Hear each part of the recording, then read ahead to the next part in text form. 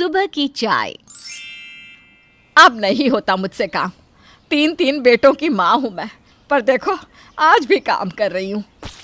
अरे मम्मी तुम भी ना, क्यों करती हो इतना काम जब होता नहीं तो? कल ही मैं खाना बनाने वाली रखवा देता हूँ। बस बोल दिया तूने। अरे कुक रखने से क्या होता है, वहीं खड़े रहो, एक एक काम बताओ उसे, तब जाकर वो कुछ करेगी। और तुम्हारे पापा किसी और के हाथ का खाना खाना नहीं चाहते। मम्मी अब थोड़ा कॉम्प्रोमाइज़ तो करना पड़ेगा ना। अरे तू नहीं जानता बेटा, उनकी निगरानी रखनी पड़ती है, वरना इनका क्या है, चोरी करके ले जाए राशन। नुकसान तो हमारा होगा। कोई नोटों की गड्डियाँ तो रखी नहीं घर पर, क्या अगर कुछ चला भी जाए तो अफसोस ना हो। अरे भाई बचत करके चलना पड़ेगा ना। तो और क्या उपाय है मम्मी? बहू ले आओ बस। तुम्हारी दादी तो 30 की उम्र में चौके चूल्हे से दूर हो गई थी, और मैं 60 की उम्र में भी खाना पका रही हूँ। मुझे भी तो आराम चाहिए। कितने सपने थे मेरे, पर तुम लोग हो कि शादी के लिए तैयार ही नहीं होते। ठीक है मम्मी, देख लो लड़की, ले आओ बहू। देखता हूँ कौन तुम्हारा काम हल्का करती है। आजकल बहुओं से खाने की उम्मीद करना हवा में महल बनाने के समान है। अरे कुछ नहीं देगी तो सुबह की चाय तो दे ही देगी ना, बाकी काम मैं निकलवा ही लूँगी। इस उम्र में मुझसे अब लड़की नहीं देखी जाएगी।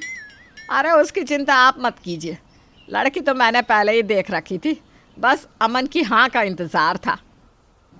एक कप चाय तो पिला दे सुजाता। अरे बहू ही पिलाएगी अब।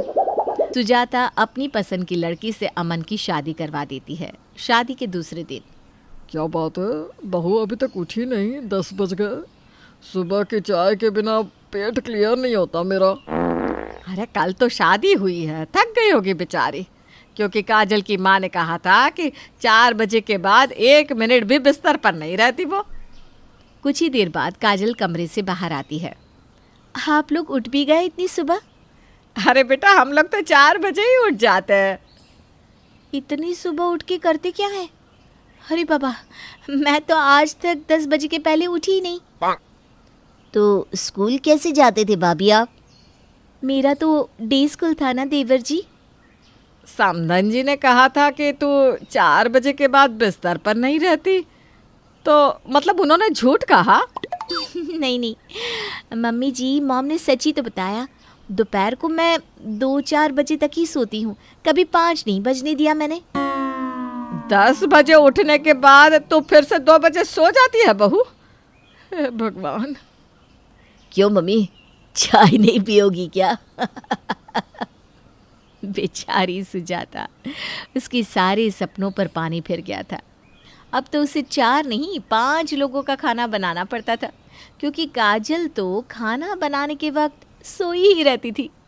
एक दिन सुजाता के दूसरे बेटे रणवीर का कॉल आता है। मम्मी वो मुझे आपसे कुछ बात करनी थी। हाँ हाँ बोल बेटा। मम्मी मुझे एक लड़की बहुत पसंद है, बहुत भोली भाली है। हैं? कौन लड़की? वो तो अभी देख लेना। ये कहकर रणवीर फ़ोन रख देता है और गले में वरमाला पहने अपनी पत्नी के साथ अपने घर पर आ जाता है। तो सुजाता, अब क्या लगता है, मिलेगी चाय? नमस्ते पापा जी। तूने हमें बिना बताए शादी भी कर ली रणवीर? मम्मी, अंजलि मेरे बॉस की बेटी है। सर तो रेडी ही नहीं हो रहे थे, तो हमने छिपकर शादी कर ली। अंजलि बेटा, खाना वाना बना लेती हो ना? हाँ आंटी, खाना खा लेती हूँ, बनाते तो कुक थे ना घर पर। सुजाता सर पीट लेती है। अब उसे 2 और लोगों का खाना जो बनाना था। बेचारी सुजाता। इसी तरह कुछ दिन बीतते हैं और इन दिन गुस्से में सुजाता कहती है, ये तो हद हो गई है, किसी को कोई काम नहीं करना।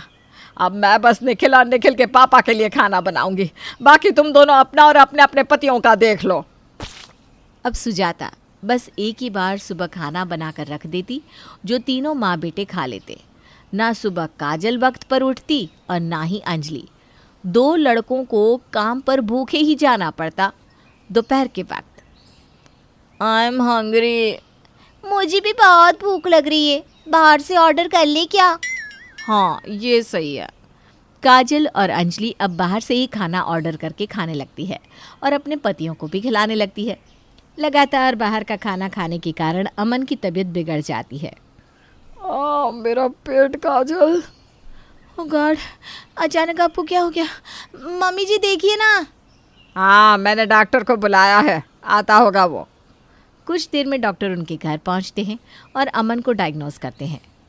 लगता है बाहर का खाना कुछ ज़्यादा ही खाते हैं आप। घर का खाना खाइए वरना दिक्कत हो सकती है। अभी के लिए दवाई लिख दी है, दर्द कम हो जाएगा, डोंट वरी। इतने दिन बाहर का खाना खाने के कारण शायद ऐसा हो रहा है।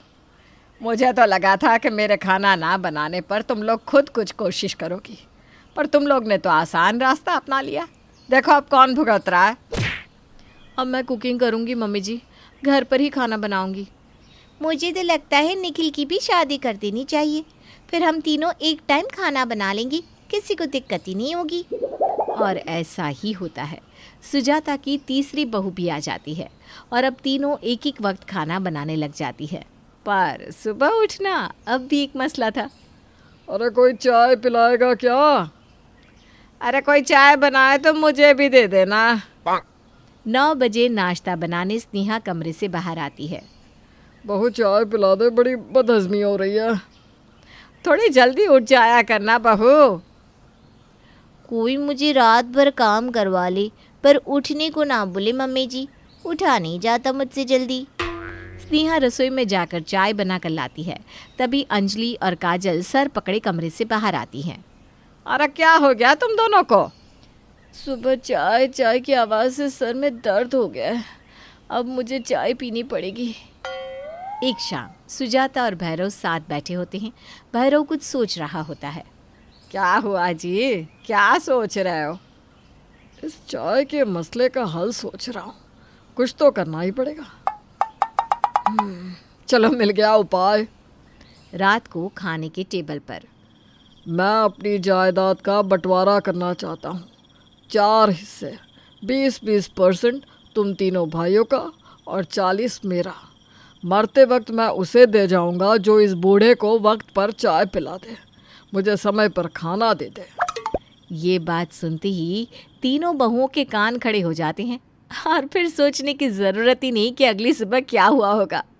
सुबह 5 बजे। पापा जी उठ जाइए, चाय का वक्त हो गया है। नाश्ता अभी तैयार कर दूं क्या पापा जी? पापा जी को फ्रूट्स खाने हैं पहले, है ना पापा जी?